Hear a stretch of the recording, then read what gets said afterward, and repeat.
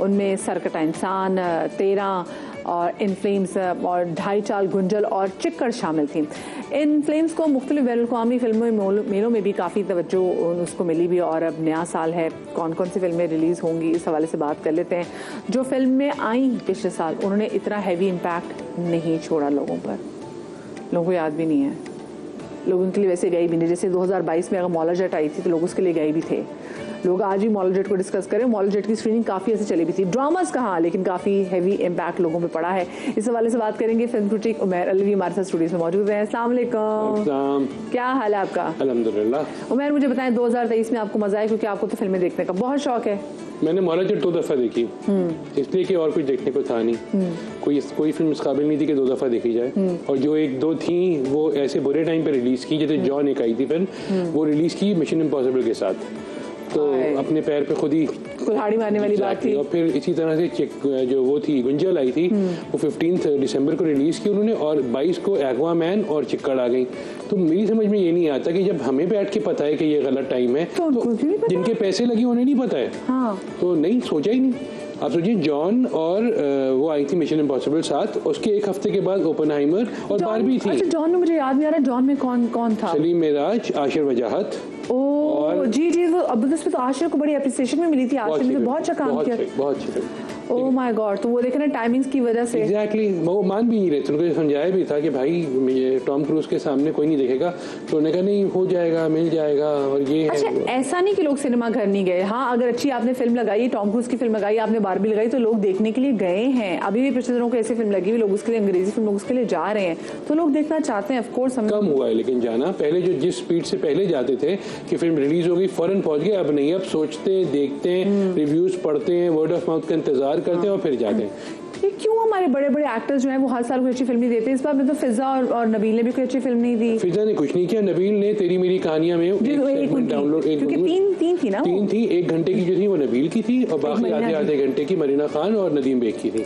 सबसे अच्छी उसमें नबील वाली ही थी। हाँ, तो पता चल रहा था कि हाँ ऑफ कोर्स के नबील की बनाई, बाकी तो बिल्कुल टीवी का लग रहा था जो है, लेकिन नबील वाली सबसे अच्छी थी। लेकिन एक बात वही है ना कि देखिए हमें अब बैठ के गिनना पड़ रहा है कि ये अच्छा ये भी आई थी, अच्छा ये भी आई थी। 2024 जो है इसमें बहुत शुरू के 2 महीने में 2 फिल्में हैं, बकरी और नायाब। अब बकरी जो है वो रेड सी फेस्टिवल में भी गई थी, वहाँ बहुत लोगों ने अप्रिशिएट किया उसको। रेड सी कैसी होती है, लेकिन इसमें कोई बड़ा हीरो नहीं है। इसी तरह से आपका प्रोटैगनिस्ट है वो खातून है, बिल्कुल इसी तरह से नायाब में भी जो है वो जावेद शेख अब्बा बने हैं, थिएटर वाले फवाद खान जो है वो उसके अंदर हैं, और एक्टर बहुत अच्छे हैं, और यमुना जैदी है, लेकिन उसमें हीरो उसामा है। उसामा बिल्कुल नए पहली फिल्म कर रहे हैं, तो वही है, हमें इंतजार करना पड़ेगा। फवाद खान की नीलोफर जो है वो कब आती है पता नहीं, इस साल किसी वक्त भी आ सकती है। हमारी फिल्में इतनी क्यों तवालत का शिकार हो जाती हैं भाई? शूट हो जाती हैं, फिर साइड पे पड़ी होती है, डर ये होता है स्क्रैप ना हो जाए, क्यों ऐसा? तवालत से ज्यादा जो है वो बेवकूफ़ी का भी इसमें जो है ना कि हर आदमी को ईद पे रिलीज करना है। भाई ईद पे रिलीज करना है तो भाई सलमान खान दो करो भाई, 2 फिल्में रिलीज कीजिए। आपके पास इतनी सिनेमाज नहीं है कि आप रिकवर कर लें पैसे, लेकिन नहीं, पिछले ईद उल फितर पे 4 फिल्में आई थी, ईद उल अज़हा पे 5 फिल्में आई थी। मतलब आपने क्यों करते हैं मेरी समझ में नहीं आता, और जब तक इनकी थोड़ी सी ये स्मार्टली प्ले नहीं करेंगे तो कोई फायदा नहीं। आप देखिए पिछले 5 साल के अंदर एक फिल्म नॉन ईद पे आई थी जो हिट हुई, तीफा इन ट्रबल।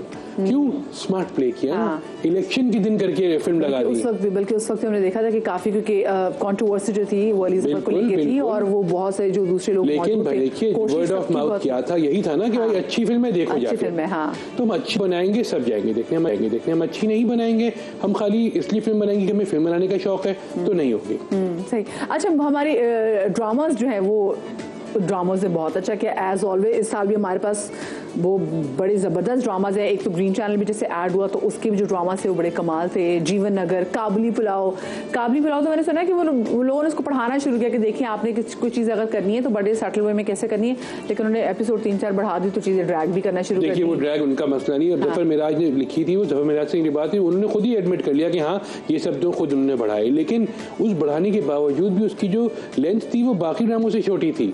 और सबसे बड़ी चीज ये कि शुरू में शॉर्ट एंड क्रिस्प चीज अच्छी नहीं लगती। देखिए इस साल 4 या 5 मिनी सीरीज भी आई ना, सरेरा आ गई, फिर आपका जुर्म, रजिया, गुनाह, ये सब आपकी जो थे मिनी सीरीज थी 6-6 एपिसोड्स वाली। इसमें क्या आया 6-8 एपिसोड्स। इसमें लोगों का इंटरेस्ट भी रहा। हाँ। और लोगों ने देखिए नेटफ्लिक्स और अमेजोन से हमें आदत पड़ गई है कि बस खत्म करो यार, जल्दी कंक्लूजन लाओ। हमें तो बड़े बड़े ड्रामों की ये नहीं पता होता कि आखिरी एपिसोड कब आने वाली है। हम 40 के बाद से अंदाज लगाते हैं यार अगली नहीं अगली।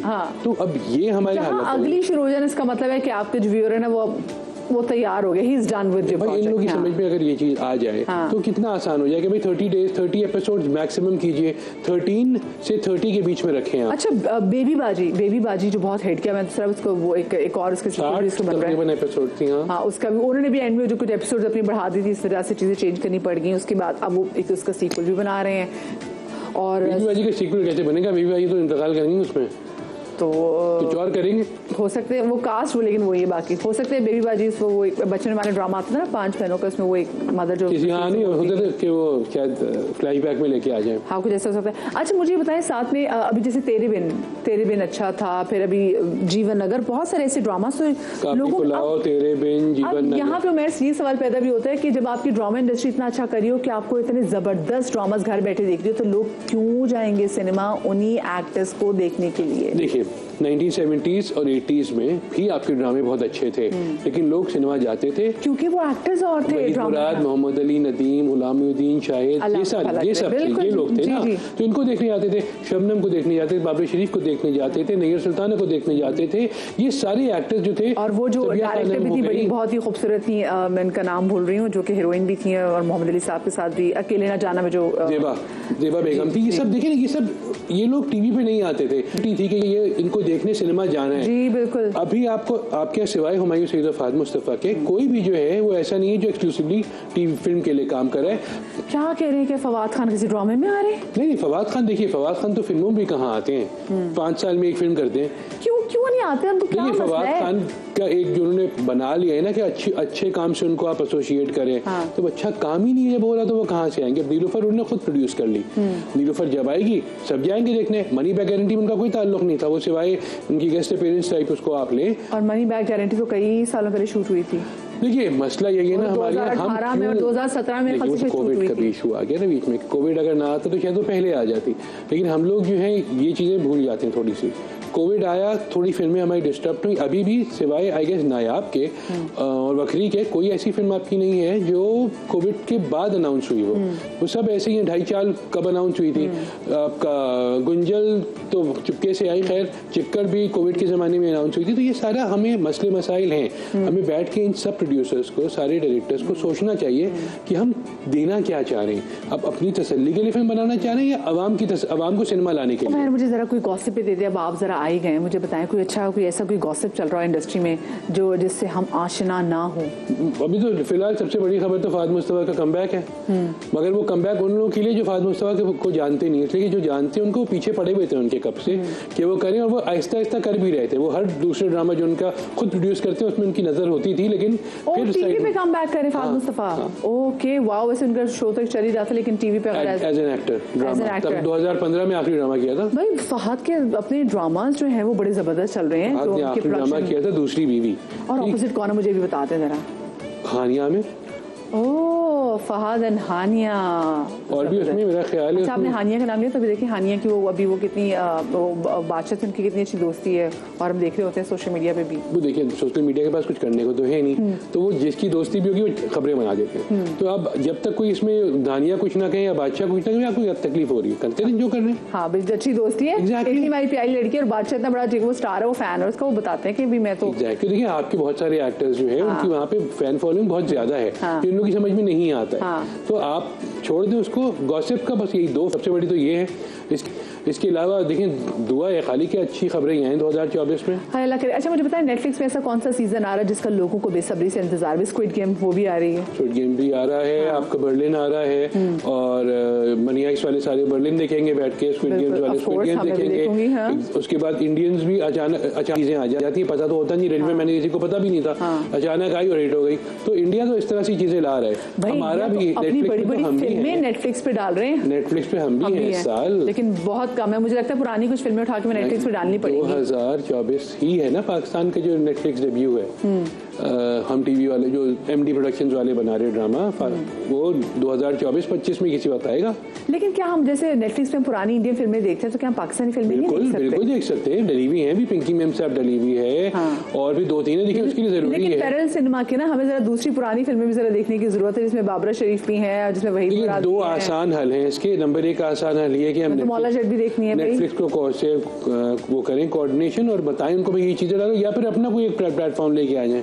हमारा OTT प्लेटफॉर्म पे पाकिस्तान को आप उर्दू फ्लिक्स पे तो देखे हैं ना, उर्दू फ्लिक्स पे तो जो कंटेंट बना रहे हैं खाली वो मतलब उसमें कोई ऐसी चीज तो नहीं है कि आप देखें, वो टीवी ही है, कोई डिफरेंट तो नहीं है। देखिए इस साल की सबसे अच्छी, लास्ट ईयर की सबसे अच्छी जो बात थी वो ये थी कि PTV ने अपना एप्लीकेशन PTV लॉन्च की थी, और PTV की एप्लीकेशन अगर अभी लॉग इन करके देखें ना तो आपका दिल ही न चाहे कुछ देखने का। पुराने सारे ड्रामे उसमें तो सब कौन सा नहीं है उसमें? हाय ये भाई ये मैं आपको बता दूं, ये चीज करें आप। फेवरेट्स में डाले हुए मैंने, वारिस डाला हुआ है, तन्हाइयां डाला हुआ है, अंधेरा उजाला डाला हुआ है, सब डले हुए उसके अंदर। अच्छा वैसे मैं जाके ना, क्योंकि वो ड्रामे जो यूट्यूब से गायब हो गए, मैं तो ऐनक वाला जिन दोबारा से देखूंगी, मैं देखना चाहती हूँ कि मुझे से क्यों इतनी मोहब्बत थी, मैं वो कैरेक्टर्स दोबारा से सारे देखना चाहती हूँ। तो आप ये है कि PTV की जो एप्लीकेशन है वो सब देख सकते हैं, PTV फ्लिक्स वो भी तो है। PTV फ्लिक्स ठीक है जी, आज ही मैं भी PTV फ्लिक्स पे वो डाउनलोड करने वाली हूँ, आप लोग भी डाउनलोड करें, पाकिस्तान के पुराने ड्रामे देखें, फिर आपको पता चलेगा ठीक है। बाहर हम साइम मालिक ने भी बहुत सारी चीजें, बहुत सारे प्लॉट्स है ना वो चोरी किए हमारे ड्रामों से, हमारी फिल्मों से। हमारे जो ये तौकीर नासिर और जो हमारे वहीद मुरादी, जो हमारे बड़े बड़े जबरदस्त एक्टर्स थे, इनसे इंस्पिरेशन ली हुई जनाब उन्होंने। कभी आप उनके इंटरव्यू सुने तो आपको पता चले। ये अलग बात है कि 2023 में हमारी फिल्म इंडस्ट्री ने कुछ ऐसा खास कारनामा सर अंजाम नहीं दिया, एंड हमें बड़ा दुख भी है, क्योंकि मैं और उमैर तो साथ फिल्म भी देखने जाया करते थे ना। तो इंशाल्लाह उमैर अल्लाह के अच्छी अच्छी फिल्में आए और हम दोनों फिर जाएं फिल्म देखने के लिए इंशाल्लाह। थैंक यू सो मच जी। उमैर हमारे साथ तो मौजूद थे और हम बात कर रहे थे अपने फिल्म इंडस्ट्री की। आप देखें इरानियन सिनेमा कितनी इंटेलिजेंटली अपनी फिल्मों का इस्तेमाल करते हैं और कितने अच्छे तरीके से वो लोगों को एजुकेट करने की कोशिश करते हैं। ज़रूरी नहीं है कि आपको कोई भी मैसेज लिटरली आवाम को बिल्कुल मुँह पर देना चाहिए कि जी ये हमारी फिल्म का मैसेज था। नो, एक बल्कि एक और चीज़, जॉयलैंड भी तो आई थी इस साल 2022 की थी, इस साल आई थी इन फ्लेम्स। यहाँ से आप अंदाजा लगा सकते हैं 2023 कितनी जल्दी से गुजरा कि मैं अभी भी 2022 की फिल्मों में मौजूद हूँ। मौला जट अभी पूरे साल लगी रही, अभी भी लगी हुई है, इस बार 2024 में भी लगी हुई है मौला जट। चले जी, अल्लाह करे नई नई फिल्में आए, हमारे अच्छे अच्छे हीरोज, हमारी प्यारी प्यारी हीरोइंस हमारे सामने आए। मैं छोटी सी ब्रेक लेनी, ब्रेक के बाद मिलते हैं।